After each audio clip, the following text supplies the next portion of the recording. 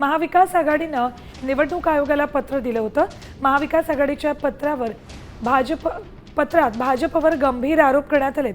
विरोधात मतदान करणाऱ्यांची नावं लाल रंगात लिहिण्यात आलेली आहेत। महाविकास आघाडीच्या पत्रातून हा गंभीर आरोप करण्यात आलेला आहे। मतदार याद्यांमध्ये छेडछाड झाल्याचा आरोप महाविकास आघाडीकडून करण्यात आलेला आहे।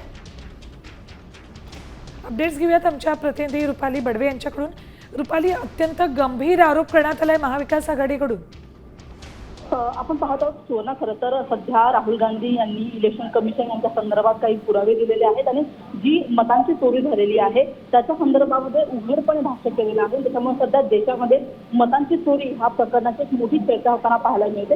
मात्र याच दरम्यान एक महाविकास आघाडीचं 2024 मधलं म्हणजे विधानसभा निवडणुकीच्या पूर्वीच एक पत्र जे त्याच्या समोर आल्याचं आपल्याला पाहायला मिळतं।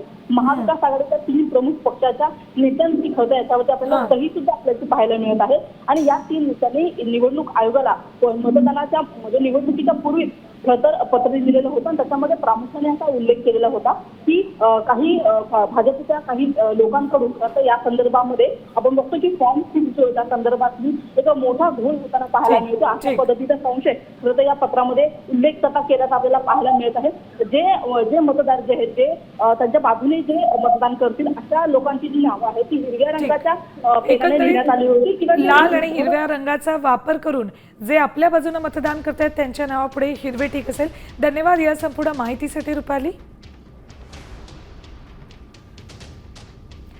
मतदार याद्यांमध्ये छेडछाड केल्याचा आरोप महाविकास आघाडीनं भाजप विरोधात केलेला आहे। निवडणूक आयोग आणि भाजप विरोधात जोरदार मोर्चे बांधणी इंडिया आघाडी आणि महाविकास आघाडीकडून सुरू आहे। काल दिल्लीमध्ये निवडणूक आयोगाविरोधात जोरदार आंदोलन झालं, तर आज हा एक अत्यंत गंभीर आरोप महाविकास आघाडीनं केलाय। आता isakal.com आहे देशातील नंबर 1 ची मराठी न्यूज वेबसाईट। प्रत्येक अपडेटसाठी isakal.com ला नक्की भेट द्या।